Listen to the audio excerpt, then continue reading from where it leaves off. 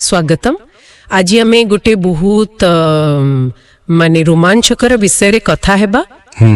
भगवत guitar एकादश अध्याय जोटा विश्वरूप दर्शन जोग।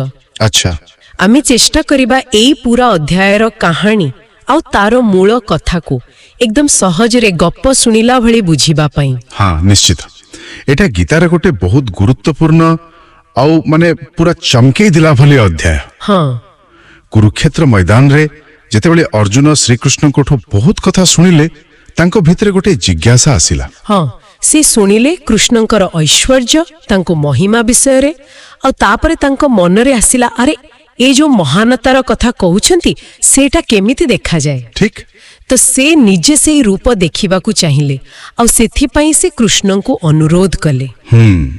आउ भगवान कहिले देख अर्जुन मोर से जो विराट रूप अछि सेटा तुम्हें एई साधारण आखिरे देखि परिबोनी। अच्छा, सेथि पई से तांकु देले दिव्य चक्षु। एटा बुझिबा दरकार एटा खाली गोटे नुआ आखि नुहे। हाँ माने एक प्रकार आध्यात्मिक दृष्टि शक्ति जोटा आमर एई साधारण इंद्रियर सीमा डेंकी से दिव्यता को देखि परिबो। बुझले? वाह, आ से दिव्य चक्षु पाइला परे से कौन देखिले? ओह, जहा देखिले ताहा कल्पनार बाहरे एक विशाल माने अनंत स्वरूप।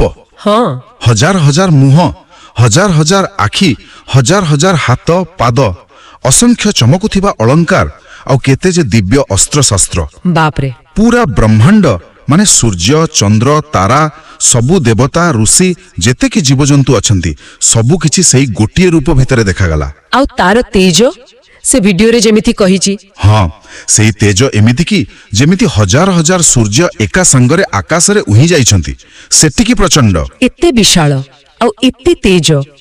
एहा देखि अर्जुन को अवस्था कौन हैला? अर्जुन पूरा थरी गले, देहर रोम सबु टांकुरी उठिला।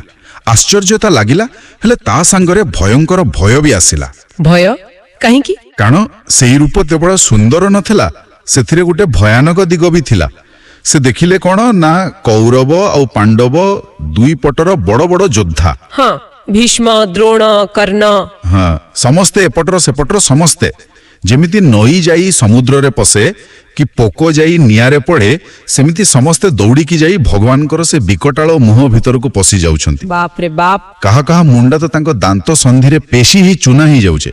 भारी भयंकर दृश्य। ए सब देखि तो अर्जुन पूरा व्यस्त ही जाइथिबे। हाँ एकदम, से आउ संभाली पारलेनी, हाथ जोड़ी डरी डरी पूरा कांदो कांदो ही पचारिले, हे प्रभु, हे उग्र रूपी, आपण किए? आपणकर रूप देखि मु किछि बुझी पारुनी, दया करी कहंतु आपण किए आउ कोन करिबा को चाहुछंती? आउ तार उत्तर कोन थिला? सेतेबेले भगवान कहले कालोस्मि लोक क्षयकृत प्रबुद्धो। माने मु हेउछि कालो समय सबु लोकंकु संहार करिबा पई नष्ट करिबा पई मु एबे आसीछि। ओहो, से आउरी कहिले अर्जुन युद्ध करू कि न करू ए जो विपक्ष योद्धा माने अछंती से माने समस्ते मरिबे, कारण से मानकु मु आगुरु मारी सारिलिनी। एठी गोटे प्रश्न आसुछि मानको, जदि समस्ते आगुरु मरी सारिछंती तेबे अर्जुन आउ काहे की युद्ध करिवे? तांको कर्मर मूल्य कोन रहिला? बहुत भलो प्रश्न। देखुंतु एटा देखाउछि कि कालर चक्र रे किछि जिनिस हेबा निश्चित, हेले एहार माने नुहे जे कर्मर किछि मूल्य नहीं। अच्छा, भगवान अर्जुन को कहउछंती तस्मात् त्वम उत्तिष्ठा यशो लभस्व, माने तेणु तुमे उठ युद्ध कर आउ जस पाओ। निमित्त मात्रम भव सभ्य साचिन, तुमे खाली गोटे निमित्त बा माध्यम हुआ। एटी कर्मयोगर कथा आसुछि। निज कर्तव्य करिबा, फल कोन हेबो से चिंता न करिबा। एक प्रकार भाग्य और निज चेष्टा भितरे गोटे संतुलन रखिबा कथा। बुझिले, किंतु से भयंकर रूप आउ कालर कथा सुनी अर्जुन बोधे आउ सही पारिलेनी ना। से आउ सही पारिलेनी। से भगवान को बारंबार प्रणाम कले, क्षमा मागिले जदि किछि भूल रे कहि देथिबे बोली, आउ काकुति मिनती हेले, हे प्रभु मोते आपणकर सही पुरुणा सही शांत सुंदर मुकुट पिंधा चारि हाथ थिबा रूप देखांतु। हाँ, जो सौम्य रूप। हाँ, सही सौम्य रूप। मु आपणकर एही उग्र रूप देखि पारुनी, सही सुंदर रूप देखि मु पुणी टिके शांत हेबी। आउ भगवान से कौन कले?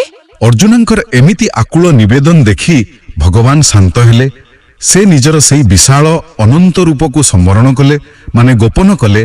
ହଁ ଆଉ ପ୍ରଥମେ ନିଜର ସେହି ଚତୁର୍ଭୁଜ ରୂପରେ ଦେଖାଦେଲେ ଆଉ ତାପରେ ପୁଣି ସେହି ସାଧାରଣ ମଣିଷ ଭଳି ଦୁଇ ହାତ ଥିବା କୃଷ୍ଣ ରୂପକୁ ଫେରି ଆସିଲେ। ଆଉ ଅର୍ଜୁନ ଶାନ୍ତ ହେଲେ? ହଁ, ଏହା ଦେଖି ଅର୍ଜୁନଙ୍କ ମନ ପୁରା ଶାନ୍ତ ହେଇଗଲା। ସେ ସ୍ୱାଭାବିକ ଅନୁଭବ କଲେ। ଏତେ ବଡ଼ ଗୋଟେ ଅନୁଭୂତି ପରେ ଏ ଅଧ୍ୟାୟର ଶେଷରେ କିଛି ମୁଖ୍ୟ ଶିକ୍ଷା ଅଛି କି? ହଁ ଅଛି, ଆଉ ସେଇଟା ବହୁତ ମହତ୍ୱପୂର୍ଣ୍ଣ। ଭଗବାନ ନିଜେ ସ୍ପଷ୍ଟ କରି କହୁଛନ୍ତି। କଣ ସେଟା? ସେ କହୁଛନ୍ତି ତାଙ୍କର ଏଇ ଯୋଉ ବିଶ୍ୱରୂପ ଅର୍ଜୁନ ଦେଖିଲେ, ଏଇଟା ଦେଖିବା ଏତେ ସହଜ ନୁହେଁ। ଏମିତିକି ଦେବତାମାନେ ବି ଏ ରୂପ ଦେଖିବାକୁ ସବୁବେଳେ ଇଚ୍ଛା କରନ୍ତି। ଆଚ୍ଛା।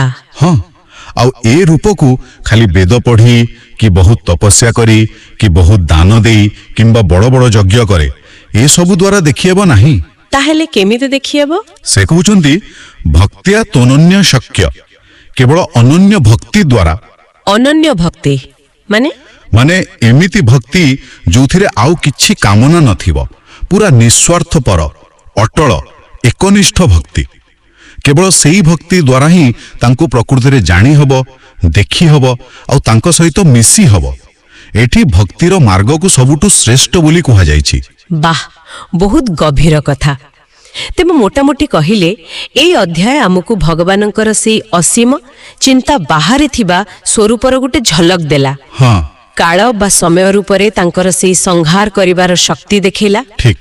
ଆଉ ଶେଷରେ ଜ୍ଞାନ, କର୍ମ, ତପସ୍ୟା ଏ ସବୁଠୁ ବି ବଳେଇ ନିର୍ମଳ ଏକାଗ୍ର ଭକ୍ତିର ମହତ୍ୱକୁ ବୁଝେଇଲା। ଏକଦମ ସଠିକ ସାରାଂଶ। ଆଉ ଜାଣନ୍ତି, ଏ ପୁରା ଆଲୋଚନା ପରେ ମୋ ମନରେ ଗୋଟେ ଚିନ୍ତା ଆସୁଛି। କଣ? ଯଦି ବାସ୍ତବିକତା ରିଆଲିଟିର ଏମିତି ଗୋଟେ ବିରାଟ, ଭୟଙ୍କର ଆଉ ଅଦ୍ଭୁତ ସ୍ତର ଅଛି ଯୋଉଟା ଆମ ସାଧାରଣ ଅନୁଭୂତିର ବହୁତ ଉପରେ, ତାହେଲେ ଆମେ ଆମର ଏଇ ଛୋଟ ଇନ୍ଦ୍ରିୟ ଆଉ ବୁଦ୍ଧିରେ ସତ୍ୟରେ କେତେ ଟିକିଏ ଅଂଶକୁ ବା ଜାଣିପାରୁଛେ? ହଁ, କଥାଟା ତ ଠିକ୍। ହୁଏତ ସେହି ପରମ ସତ୍ୟକୁ ସତ୍ୟରେ ଅନୁଭବ କରିବାକୁ ହେଲେ ସେହି ଦିବ୍ୟ ଦୃଷ୍ଟି ଦରକାର, କିମ୍ବା ଗୋଟେ ପୁରା ଅଲଗା ପ୍ରକାରର ଚେତନା ଦରକାର। ଏଇଟା ଭାବିବା କଥା ନୁହେଁ କି?